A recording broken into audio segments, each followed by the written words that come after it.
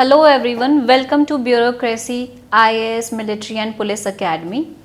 हम लोग अभी यहाँ पे पॉलिटी का क्रैश कोर्स कर रहे हैं, जिसमें हमने अभी तक कॉन्स्टिट्यूशनल बैकग्राउंड वाला चीज़ स्टार्ट कर दिया है। अभी तक हमने इस वीडियो में 1773 के रेगुलेटिंग एक्ट से लेकर के 1853 के एक्ट तक हमने चीज़ें डिस्कस कर ली हैं। ये वीडियो उसका सेकंड पार्ट है। अच्छा, एक चीज़ और मैं आपको यहाँ पे बता दूँ कि ये जो हम कोर्स बना रहे हैं ये क्रैश कोर्स है फॉर द रिवीजन पर्पस, जो भी आपके अपकमिंग एग्जाम्स आते हैं। इसके बाद हम लोग कोशिश करेंगे कि एक डिटेल्ड वर्जन इसका लेकर के आएँ, जिसमें हम रिग्रेस स्टडी करेंगे, जहाँ पे हम लोग आपको डिटेल मटेरियल प्रोवाइड करवाएंगे, साथ साथ हर चीज़ को एक साथ यहाँ पे डिस्कस करेंगे। ठीक है, ये फिलहाल के लिए आप ये मान करके चलिए कि आपका ये एक रिविजन सीरीज़ यहाँ पे हम ले रहे हैं। ठीक है ना, तो स्टार्ट करते हैं। सबसे पहले यहाँ पे द क्राउन रूल से। कल हमने देखा था 1773 के एक्ट से लेकर के 1853 के एक्ट तक, जिसमें हम मेजर प्रोविजंस की बात कर चुके थे। आज हम स्टार्ट करेंगे क्राउन रूल 1858 से लेकर के 1947 के एक्ट तक।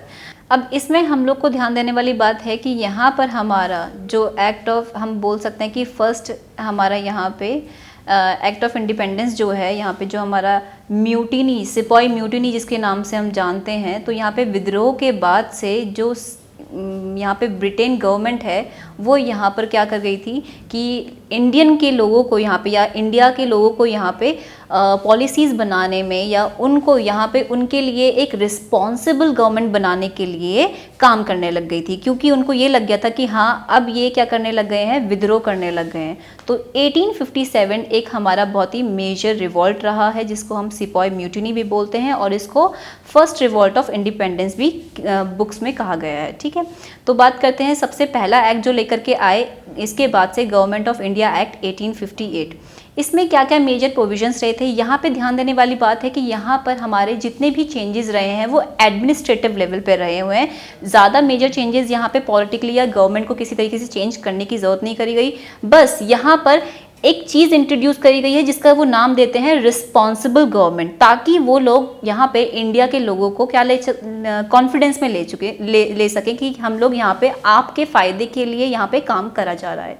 ठीक है जी, तो सबसे पहला जो पॉइंट है यहाँ पे ध्यान रखने वाली बात है कि जो गवर्नर जनरल ऑफ इंडिया था, ठीक है, गवर्नर जनरल ऑफ इंडिया का जो डेजिग्नेशन था वो हमने चेंज कर दिया वाइसरॉय ऑफ इंडिया से। ठीक है, इससे पहले हमने देखा था कि सबसे पहले हमारा 1773 के एक्ट में यहाँ पे हमने गवर्नर जनरल ऑफ बंगाल कहना शुरू करा था।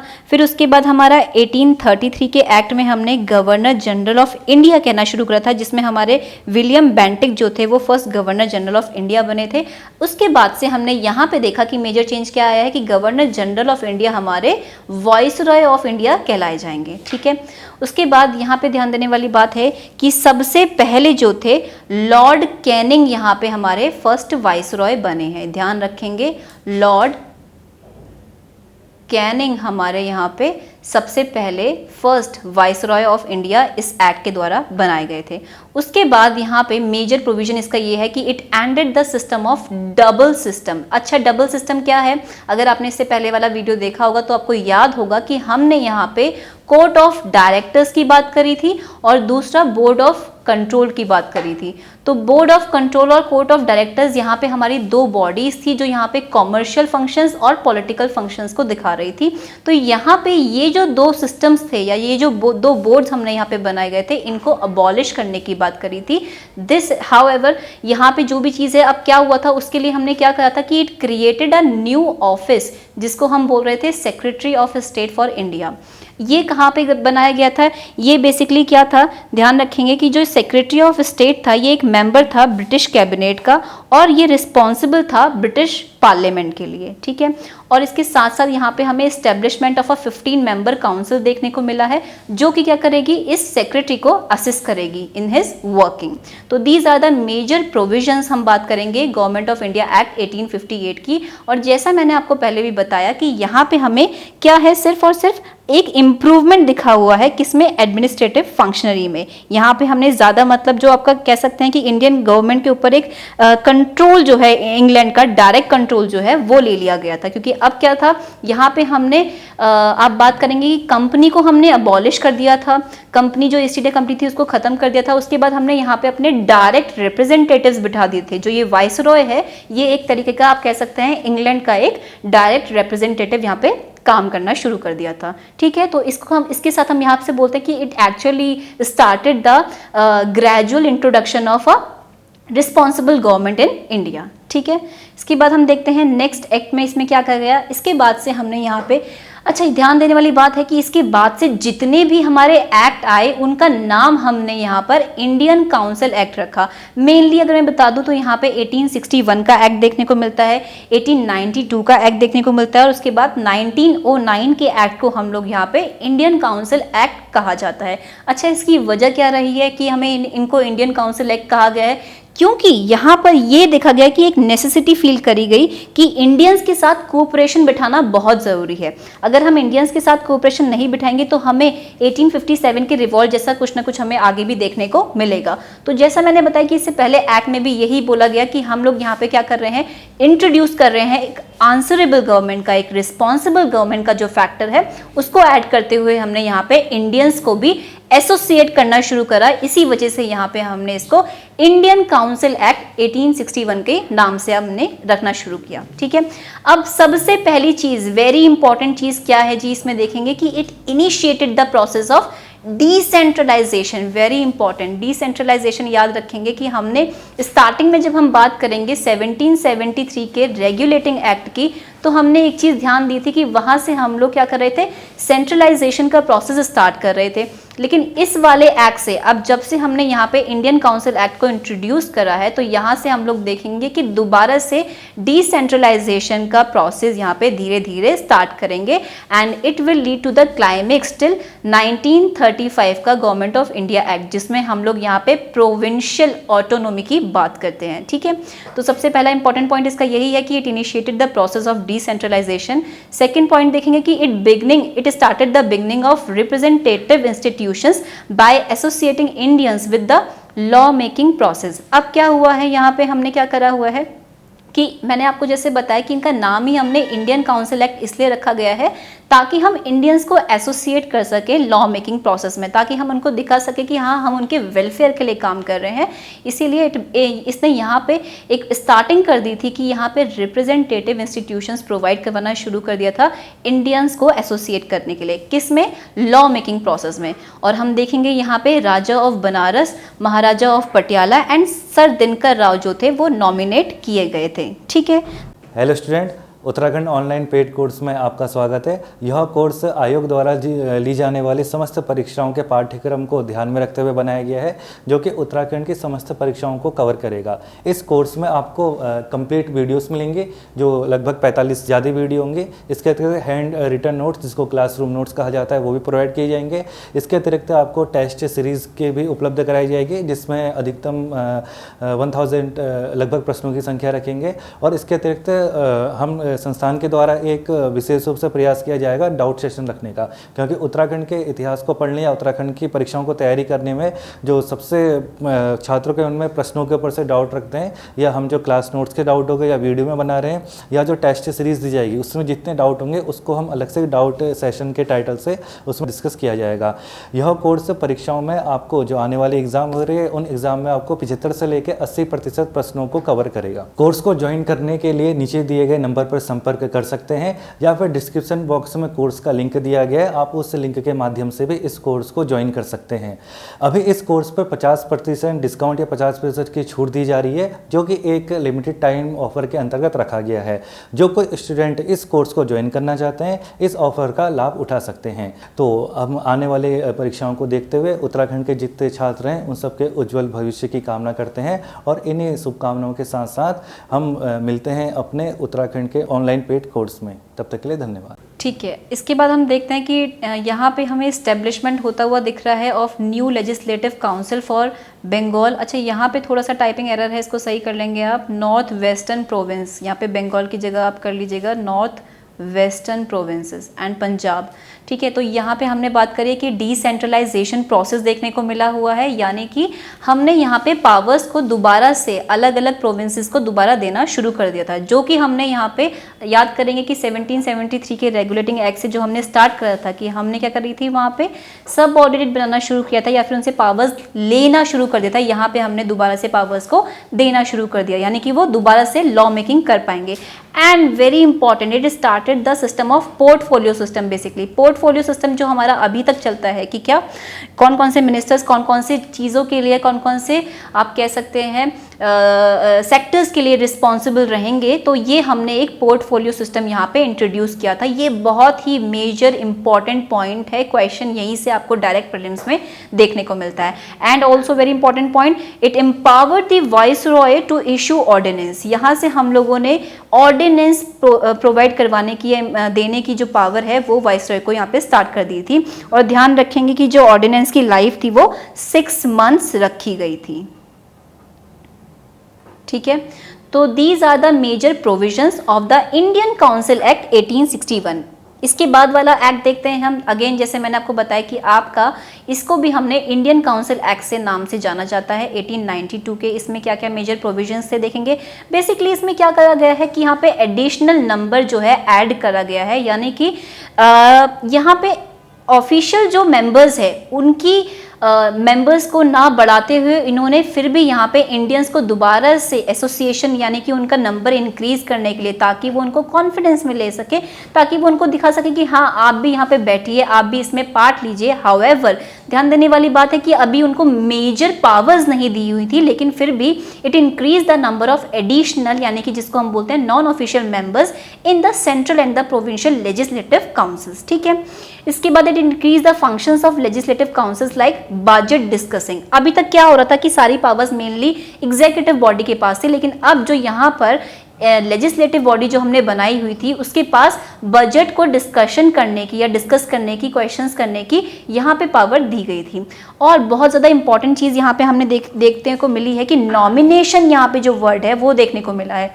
यहाँ पे नॉमिनेशन हुआ है सम नॉन ऑफिशियल मेंबर्स का अलग अलग लेवल पे, अलग अलग लेवल यानी कि हम बात करेंगे at the central legislative council and at the provincial legislative council.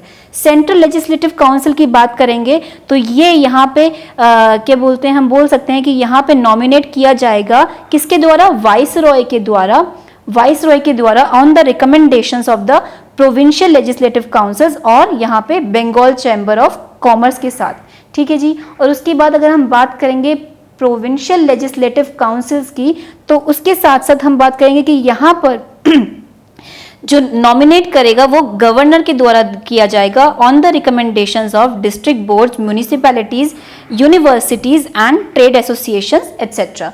तो यहाँ पे दोनों ही जगहों पे हमें क्या देखने को मिलता है कि नॉमिनेशन देखने को मिलेगा। इसीलिए इस नॉमिनेशन वर्ड की वजह से हम कह सकते हैं कि there is a limited and indirect use of elections. यानी कि एक चीज ध्यान में रखेंगे कि इलेक्शन जो वर्ड है वो कहीं पर भी यहाँ पे यूज नहीं किया गया। ठीक है, लेकिन हमने क्या करा है, क्योंकि हमने यहाँ पे नॉमिनेट करना शुरू करा ना लोगों को, कहाँ पर, सेंट्रल लेजिस्लेटिव काउंसिल में और प्रोविंशियल लेजिस्लेटिव काउंसिल में, इसीलिए कह सकते हैं कि टू सम लेसर एक्सटेंट हम कह सकते हैं कि क्या इनडायरेक्ट प्रोविजन जो है इलेक्शन का यहाँ पे क्या करने के लिए, फिल करने के लिए, नॉन ऑफिशियल सीट्स को फिल करने के लिए हमें देखने को मिलता है। ठीक है जी, इसके बाद हम बात करते हैं very important Indian council act of 1909। ठीक है जी, इससे बहुत हमारे क्वेश्चंस देखने को मिलते हैं। इनफैक्ट मैं बोलूँगी जितने भी हमारे एग्जाम्स हैं कहीं ना कहीं, क्योंकि यहाँ से हमारा क्या देखने को मिला था, कम्युनल अवार्ड देखने को मिला था। तो इस वजह से इस एक्ट का नाम, पहली बात तो हमें क्या, इस एक्ट का नाम क्या देखने को मिलता है, मॉर्ले मिंटो रिफॉर्म एक्ट का नाम से इसको जाना जाता है। ध्यान रखेंगे कि जो मॉर्ले थे, Lord Morley was the secretary of state और जो लॉर्ड मिंटो थे was the viceroy of the India. ठीक है, तो इन्होंने ये एक्ट लेकर के आया था, इसीलिए इसको बोलते हैं मोर्ले मिंटो रिफॉर्म। ध्यान रखेंगे यहाँ पे direct elections to the legislative councils करे गए थे और ये एक पहला ऐसा अटेम्प्ट था इंट्रोड्यूस करवाने के लिए रिप्रेजेंटेटिव एंड पॉपुलर एलिमेंट। ध्यान रखेंगे, ठीक है, क्योंकि यहाँ पर क्या करा था हमने डायरेक्ट इलेक्शंस की बात करी हुई है कि लोगों को यहाँ पे डायरेक्ट इलेक्शंस के द्वारा लेकर के आएगा और जो पॉपुलर लोग थे वहाँ पे उनको यहाँ पे मौका दिया जाएगा। और ध्यान रखेंगे कि क्या it change the name of the central legislative assembly to the imperial legislative council. ठीक है जी, ये चेंज हमें देखने को मिला है।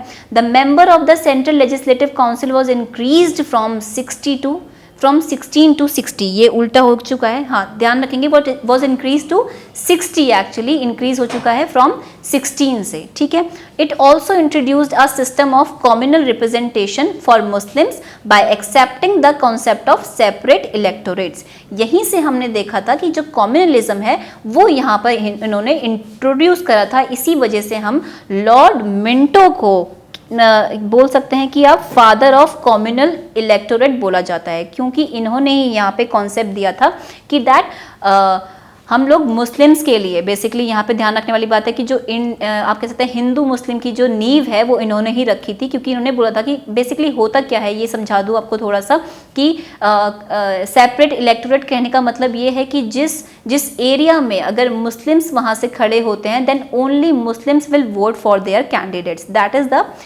Separate electorate. तो ये इंट्रोडक्शन इन्होंने करा था। उसके बाद हमने यहाँ पे देखा वेरी इंपॉर्टेंट पॉइंट कि इंडिया में यहाँ पे सबसे पहली बार क्या हुआ था कि वाइसरॉय की एग्जीक्यूटिव काउंसिल में फर्स्ट इंडियन को यहाँ पे क्या मिला था, पार्टिसिपेशन मिला था। कौन थे? सत्येंद्र सिन्हा, याद रखेंगे। और ये पहले लॉ मेंबर बनाए गए थे जिनको यहाँ पे हमने क्या करा था, एग्जीक्यूटिव काउंसिल में इनको हमने ऐड किया था। ठीक है जी, तो these are the various provisions of Indian council act of 1909। इसके बाद से हम देखेंगे यहाँ पर दोबारा से जब हम बात करेंगे कि यहाँ पे जो रिस्पॉन्सिबल गवर्नमेंट का जो फैक्टर है वो यहाँ पे दोबारा से हमारा क्या होता है, स्ट्रेंथन होता हुआ शुरू होता है।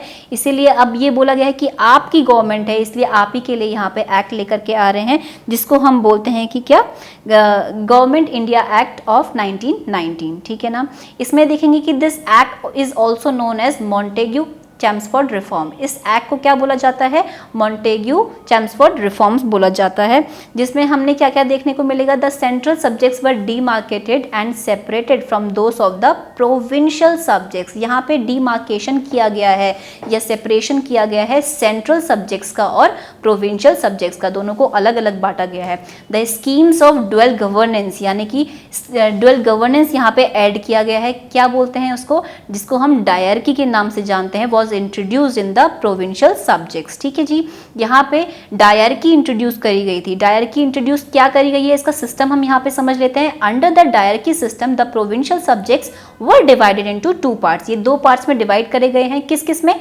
ट्रांसफर्ड एंड रिजर्व्ड में। ध्यान रखेंगे, on reserved subjects the governor was not responsible to the legislative council। यानी कि कहने का मतलब है, इसमें मैंने क्या लिखा हुआ है इसको ढंग से समझेंगे, कंफ्यूज नहीं होंगे। यहाँ पे ये बोला गया है कि जो रिजर्व सब्जेक्ट्स थे उसके लिए गवर्नर जो है वो आंसरेबल नहीं है, किसके लिए, लेजिस्लेटिव काउंसिल के लिए। तो कह सकते हैं, आप ये मान सकते हैं कि जो रिजर्व सब्जेक्ट्स हैं उसके ऊपर गवर्नर के पास एब्सोल्यूट पावर है। ठीक है जी, यानी कि वो यहाँ पर अपनी मर्जी से कुछ भी एक्ट या कुछ भी प्रोविजंस ऐड कर सकता है जो हमने सब्जेक्ट्स रिजर्व्ड रखे हुए हैं। उसके बाद अगर हम बात करते हैं ट्रांसफर्ड सब्जेक्ट्स की, तो वहां पर लेजिस्लेटिव काउंसिल के साथ साथ गवर्नर उन प्रोविजंस को बनाएगा और उनके ऊपर यहाँ पे नियम कानून लेकर के आएगा। ठीक है, I hope you understand this. उसके बाद हम देखते हैं the act introduce for the first time bicameralism at the centre. Bicameralism का मतलब 2 सदनीय प्रणाली, जो हम अभी भी देखते हैं, यानी कि उच्च सदन और निम्न सदन की जो प्रणाली थी वो हमें यहाँ पे इस एक्ट ने इंट्रोड्यूस करी थी। ठीक है जी, इसके बाद अगर हम बात करेंगे कुछ और यहाँ पे पॉइंट्स हैं कि legislative assembly with 140 members and legislative council with 60 members, यहाँ पे हमने धीरे धीरे और भी इनकी जो एडिशनल आप कह सकते हैं इनमें मेंबर्स की यहाँ पे हमने जोड़े गए थे। और यहाँ पर अब इसके बाद हमें डायरेक्ट इलेक्शंस देखने को मिलते हैं। The act also required that the 3 of the 6 members of the Viceroy's Executive Council other than Commander in Chief were to be Indians। Very important कि अब हमारी जो एग्जीक्यूटिव काउंसिल थी उसमें हमारे क्या है कि अगर वो 6 मेंबर्स हैं, 6 में से कम हम कह सकते हैं कि 3 मेंबर्स जो है वो कम से कम इंडियंस होने चाहिए। And it also provided for the very important establishment of the public service commission. ठीक है जी, तो इस वाले एक्ट में हमें ये चीज़ें देखने को मिली हैं। इसके बाद हम बात करेंगे गवर्नमेंट ऑफ इंडिया एक्ट 1935। ठीक है, बहुत ही ज़्यादा इंपॉर्टेंट एक्ट है, इसको देखेंगे अच्छे से। The act provided for the establishment of an all India federation consisting of the provinces and the princely state as units though the envisaged federation never came into being. क्योंकि देख लेते हैं पहले क्या कहना चाह रहा है। ये कह रहा है कि यहाँ पे ऑल इंडिया फेडरेशन यानी कि जितने भी प्रोविंसेस थे और प्रिंसली स्टेट्स थे उनको एक आप कह सकते हैं यूनिट्स में बोला गया और बोला गया कि एक साथ ये क्या बनाएंगे, एक फेडरेशन यानी कि एक संघ बनाएंगे। लेकिन ऐसा हो नहीं पाया क्योंकि यहाँ पे प्रिंसली स्टेट्स कभी भी यहाँ पे आगे नहीं आया कि हम लोग इस फेडरेशन का पार्ट बनेंगे। ठीक है जी, इसके बाद हम बात करेंगे कि यहाँ पे 3 लिस्ट यहाँ पे हमें देखने को मिली क्योंकि यहाँ पे सब्जेक्ट्स जो थे यानी कि वो डिवाइड कर दिए गए थे। किसमें? यहाँ पे सेंटर में और स्टेट में यहाँ पे बांट दिए गए थे, जो हम अभी भी देखते हैं अकॉर्डिंग टू शेड्यूल 7 में। ठीक है, तो the act divided the powers between the centre and the units into items of 3 list, जो हमें अभी भी देखने को मिलती है। उस टाइम पे इनका नेम क्या था? Federal list, provincial list and the concurrent list. थोड़ा सा देख लेते हैं कि फेडरल लिस्ट में जो हमारे यहाँ पे 59 आइटम्स हमने रखे गए थे, प्रोविंशियल लिस्ट में हमने यहाँ पे जो कि प्रोविंसेस के लिए थी वो 54 आइटम्स रखे गए थे, और कंकरेंट लिस्ट जिसमें दोनों ही यहाँ पे बना सकते हैं नियम कानून, उसमें हमने 36 आइटम्स देखे थे। इसके बाद बहुत ही इंपॉर्टेंट यहाँ पे पॉइंट है कि जो रेजिड्यूरी पावर्स है were vested with the governor general of India. ध्यान रखेंगे ये क्वेश्चन हर बार ही हमें एग्जाम में देखने को मिला हुआ है। रिपीटेड फॉर्म में यहाँ पे पूछा जाता है कि जो रेजिड्यूरी पावर्स थी जिसके ऊपर कहीं पे भी कोई कानून नहीं दिया गया, तो उसके आने वाले ऊपर में अगर हमें कोई कानून बनाने की ज़रूरत पड़ती है तो उसके ऊपर गवर्नर जनरल जो है यहाँ पे कानून बना सकते हैं। ठीक है जी, इसके बाद हम बात करेंगे क्योंकि यहाँ पे the act abolish the dyarchy in the provinces and introduce provincial autonomy, जो हमने पहले भी बात करी थी कि धीरे धीरे यहाँ पर हम बात करेंगे कि 1861 के एक्ट से जहाँ पर हमने न्यू लेजिस्लेटिव फॉर्म करी थी अलग अलग प्रोविंसेस में, और यहाँ पे हमने लेजिस्लेटिव पावर से दोबारा देना शुरू कर दिया था, यानी कि डिसेंट्रलाइजेशन का जो प्रोसेस था वो स्टार्ट किया था। तो यहाँ पे आते आते 1935 के एक्ट के आते आते हमने यहाँ पे प्रोविंशियल ऑटोनॉमी देना शुरू कर दिया था कि आप अपने छोटे छोटे प्रोविंसेस के लिए अपने तरीके से चीज़ें कर सकते हैं। It also provided for the adoption of dyarchy eight the centre. अब डायरकी इससे पहले वाले एक्ट में हमने देखा था कि प्रोविंसेस में ऐड करी गई थी जहाँ पे ट्रांसफर्ड और रिजर्व सब्जेक्ट्स बनाए गए थे, उसी तरीके से अब इसको सेंटर में भी अप्लाई करा गया था। हालांकि ये भी बहुत अनसक्सेसफुल देखने को मिला था, ये भी सक्सेसफुल नहीं हो पाया था।